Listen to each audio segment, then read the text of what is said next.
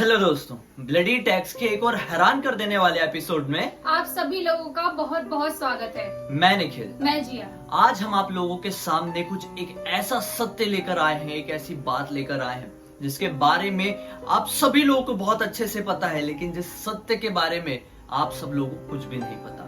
दोस्तों, वो सत्य है समुद्र मंथन का। आप सभी लोगों को पता होगा कि भारत में एक समुद्र मंथन हुआ था, हमारे विश्व में यहाँ तक कह सकते हैं कि एक समुद्र मंथन हुआ था, और उसी समुद्र मंथन से निकला था अमृत। जो अमृत देवताओं में बांट दिया गया था।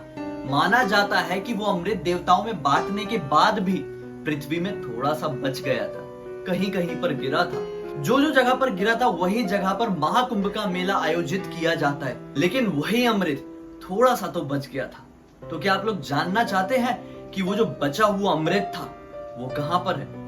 दोस्तों, ये वीडियो भले ही आपको मजाक लग रहा हो, लेकिन मैं आप लोगों को बता दूं कि समुद्र मंथन से जो चीज निकली थी वो सभी चीज इस दुनिया में कहा जा सकता है कि आज भी उपस्थित है। और उन्हीं सभी चीजों में से एक बहुत ही हैरान कर देने वाली, एक बहुत ही महान चीज है अमृत, जिसको पीने के बाद सभी देवी देवता अमर हो गए थे, जिसको कभी भी किसी असुर के हाथ में लगने नहीं दिया। वही अमृत हम लोगों की इस दुनिया में मौजूद है। आज हम आप लोगों को उसी अमृत की हर एक तथ्य को बताने वाले हैं, उसी समुद्र मंथन से जुड़ी हुई हर एक कहानी को बताने वाले हैं, जिसको सुनने के बाद आप लोग भी ये मानने पर मजबूर हो जाएंगे कि हाँ, अमर होना पॉसिबल है, और उसी अमृत से जो अमृत हमारी दुनिया में मौजूद है। तो बने रहिए अंत। एक बार दुर्वासा ऋषि कुछ बातचीत करने के लिए इंद्रदेव के पास पहुंचते हैं, लेकिन इंद्रदेव दुर्वासा ऋषि को देखने के बाद भी कुछ रिएक्ट नहीं करते हैं, जैसे कोई है ही नहीं, और ना ही उनका आदर सत्कार करते हैं। दरअसल देवराज इंद्र ये सोचते हैं, मैं तो देवराज इंद्र हूँ, ये सृष्टि में जो कुछ भी होता है मेरे नियमों के अनुसार होता है, और ये कौन है? ये तो एक मामूली सा साधु है, मैं इसका आदर सत्कार क्यों करूं? लेकिन ये सब कुछ देखकर दुर्वासा ऋषि को बहुत ही ज्यादा क्रोध आता है, और वो क्रोध में आकर देवराज इंद्र को श्राप दे देते हैं कि जिस सत्ता के मत में आकर तुमने मेरे साथ दुर्व्यवहार किया है, वही सत्ता तुमसे कुछ ही क्षणों में छिन जाएगी। तुम धनहीन हो जाओगे, कमजोर पड़ जाओगे, और बस यही श्राप देते हुए दुर्वासा ऋषि वहां से क्रोधित होकर निकल जाते हैं। तो क्या आप लोग ये जानते हैं, दुर्वासा ऋषि के इसी श्राप के कारण देवराज इंद्र की सारी संपत्ति नष्ट हो जाती है। वो देखते ही देखते कमजोर पड़ जाते हैं। देवराज इंद्र पर ये जो श्राप पड़ता है, उसी श्राप का असर पूरी सृष्टि में दिखता है, और फिर देखते ही देखते पूरी सृष्टि बस कुछ ही समय में कंप्लीटली धनहीन या फिर लक्ष्मीहीन गरीब पड़ जाती है। जब सृष्टि गरीब पड़ जाती है, देवता जितने भी थे सब कमजोर पड़ जाते हैं, तो इसका असर सीधे सीधे इस पृथ्वी के, इस ब्रह्मांड के संतुलन के ऊपर पड़ता है। और इसका असर क्या होता है? पूरा संतुलन डगमगाने लगता है। सारे देवता बहुत ज्यादा घबरा जाते, बहुत ज्यादा परेशान हो जाते हैं, और वो सीधे पहुंचते हैं भगवान विष्णु के पास। भगवान विष्णु ने ये सलाह देते हैं कि तुम्हें वापस से धनवान बनना है, इस सृष्टि का संतुलन संभालना है, तो तुमको जल्द से जल्द समुद्र मंथन करना होगा। समुद्र मंथन करने के बाद उसके अंदर से कुछ ऐसी चीजें निकलेगी जो सृष्टि का उद्धार करने में बहुत ज्यादा काम आएगी। और अगर तुम समुद्र मंथन नहीं करोगे तो बस कुछ ही क्षणों में यह सृष्टि पूरी तरह से बर्बाद हो जाएगी। दरअसल उस समय सारे देवता बहुत ज्यादा कमजोर पड़ चुके, उनके लिए अकेले समुद्र मंथन करना बिल्कुल भी पॉसिबल नहीं था। उनके कुछ समझ में नहीं आ रहा था। भगवान विष्णु के एक परामर्श के अनुसार वो पहुंच जाते हैं महाराज बलि के पास। महाराज बलि कोई और नहीं, असुर राज बलि थे, जो कि प्रहलाद के ही वंशज थे। दरअसल राजा बलि भगवान विष्णु के बहुत ही बड़े भक्त थे। जैसे ही सारे देवता राजा बलि के पास पहुंचते हैं, तो राजा बलि सारे असुरों को भी समुद्र मंथन में सम्मिलित होने का न्योता दे देते हैं। अब बात आती है कि समुद्र मंथन हो कहां? तो समुद्र मंथन किए जाने के लिए सबसे बेस्ट प्लेस था क्षीर सागर। दोस्तों, क्षीर सागर को ही आज के समय में हिंद महासागर कहा जाता है। हिंद महासागर में एक पर्वत स्थित था जिसका नाम था विंध्याचल पर्वत। भगवान विष्णु ने यह बताया कि समुद्र मंथन का जो भार होगा, जो प्रेशर होगा, उसको सिर्फ और सिर्फ विंध्याचल पर्वत ही सह सकता है। और उस विंध्याचल पर्वत के नीचे भगवान विष्णु खुद एक कश्यप का रूप लिए, मतलब एक कछुए का रूप लिए, उनके इस अवतार को कश्यप अवतार कहा गया, और वो विंध्याचल पर्वत के नीचे चले गए। उनके ऊपर आया फिर वासुकी नाग। वासुकी नाग को उस विंध्याचल पर्वत में बांधा गया और फिर उसके पूंछ वाले हिस्से को पकड़ा देवताओं ने और उसके सिर तरफ के हिस्से को पकड़ा जितने असुर थे वो सब ने। जब वो लोग उस पर्वत को खींच खींच कर मंथन करते थे तो उससे जो वासुकी नाग था उसके मुंह से विष निकलता था बहुत सारा। ऐसे ऐसे उसके मुंह से केमिकल्स निकलते थे, जो केमिकल्स इंसानों के ऊपर आ जाते तो ना जाने इंसानों का इतिहास बस वहीं पर खत्म होकर रह जाता। लेकिन वो सारे केमिकल्स असुरों के अंदर जा रहे थे। दोस्तों, जिस कछुए के ऊपर ये समुद्र मंथन शुरू हुआ था, माना जाता है कि उस कछुए का जो पीठ का साइज था वो 1,00,000 योजन मतलब कि लगभग 13 लाख मील का था। इतना बड़ा था वो कछुआ। और फिर जब समुद्र मंथन किया गया तो उससे टोटल 14 रत्न निकले, जिसमें से सबसे पहला रत्न था विष। विष मतलब जहर। अब आप लोग ये सोच रहे होंगे कि मैं विष को रत्न कैसे बोल सकती हूँ, तो मैं आपको बता दूं, अगर ये विष निकला ही नहीं होता तो हमारे सबसे ज्यादा प्रिय भगवान उनका एक अलग सा अनोखा सा रूप देखने को कैसे मिलता। उस रूप का नाम था नीलकंठ। दोस्तों, जब समुद्र मंथन हो रहा था तो जो सबसे पहली चीज निकली थी वो थी विष, और उसी विष के प्रकोप से बचाने के लिए हमारे एक सबसे ज्यादा प्रिय भगवान सामने आए और वो हम लोगों को बचा लिए। जब भगवान ने वो विष पिया तो उनके यहाँ पर वो जम गया, जिसकी वजह से उनका पूरा गला नीला पड़ गया। उनके इसी महान रूप को देखकर उनका नाम पड़ा भगवान नीलकंठ। कमेंट सेक्शन में बताना मत भूलिए कि वो कौन से भगवान थे जिनने हमें इतनी बड़ी विपत्ति से बचाए थे और उनका नाम भगवान नीलकंठ पड़ गया था। दूसरा रत्न जो बाहर आया वो थी कामधेनु गाय। दोस्तों, कामधेनु गाय एक ऐसी गाय थी जो हमारे संसार के उद्धार के लिए समुद्र मंथन से निकली थी। वो एक ऐसी गाय थी जो इंसानी सभ्यता की, देवी देवताओं की हर एक मनोकामना को पूरी करती थी। तीसरा जो रत्न निकला वो था उच्चेश्वर घोड़ा। उच्चेश्वर घोड़ा बिल्कुल सफेद रंग का, पंखों वाला, बहुत ही खूबसूरत घोड़ा था। वो प्रजाति आज की दुनिया में खत्म हो चुकी है। उस समय जब ये समुद्र मंथन से निकला था तो उस घोड़े को राजा बलि ने अपने पास रख लिया था। चौथी चीज जो निकली वो थी कल्प वृक्ष। कल्प वृक्ष एक ऐसा वृक्ष था दोस्तों जो हर परेशानियों को ठीक करता था। जिस वृक्ष से ऐसी ऐसी औषधियां निकलती थी जो इंसानी सभ्यता की हर एक परेशानियों को ठीक कर सकती थी। ये एक ऐसा वृक्ष था जो बड़ी से बड़ी मुसीबत से किसी को भी बचा सकता था। उस वृक्ष को देवी देवताओं ने अपने पास लगा लिया दोस्तों। और पांचवा था इरावत हाथी। इरावत हाथी दिखने में बहुत ज्यादा खूबसूरत सफेद रंग का दिव्य हाथी था, जिस हाथी को इंद्रदेव को दे दिया गया। आज वही इरावत हाथी इंद्रदेव की सवारी है दोस्तों। छठवीं चीज जो निकली वो थी कॉस्ट्यूम मणि दोस्तों। कॉस्ट्यूम मणि को नागमणि भी कहा जाता है। जब ये समुद्र मंथन से निकली थी तो भगवान विष्णु ने इसको अपने हृदय में रख लिया था।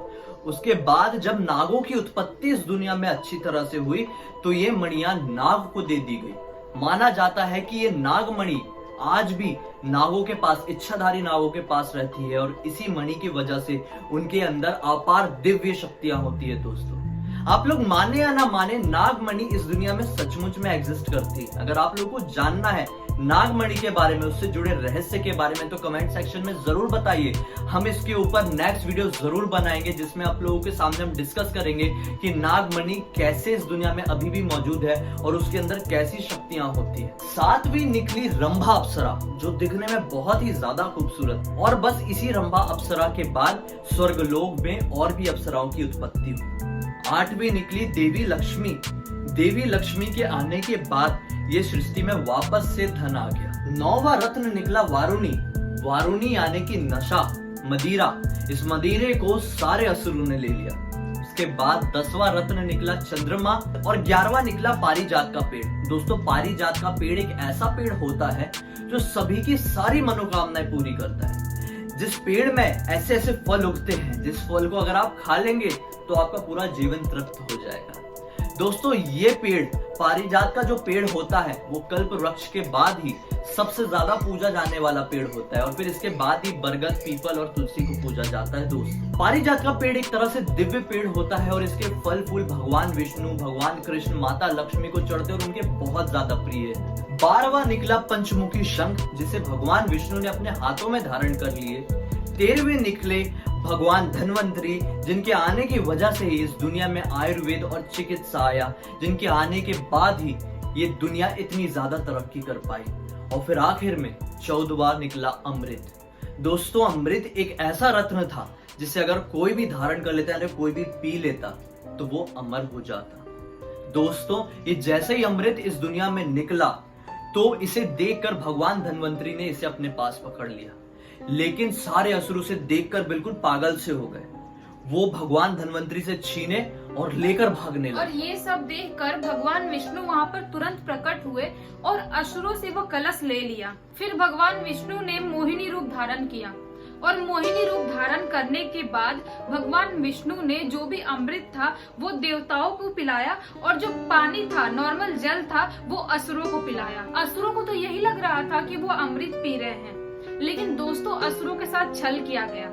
अगर असुरों के साथ छल नहीं किया जाता तो आज हमारी मानव सभ्यता नहीं होती, मतलब हम पनप नहीं पाते, असुरों का राज होता पूरा धरती पर। दरअसल जो कुछ भी ये सब हो रहा था वो एक असुर राहु केतु को पता चल गया और उसके पता चलने के बाद उसने तुरंत एक देवता का रूप धारण किया और जाके देवताओं के बीच में बैठ गया और देवताओं के बीच में बैठने की वजह से उसने अमृत पी लिया।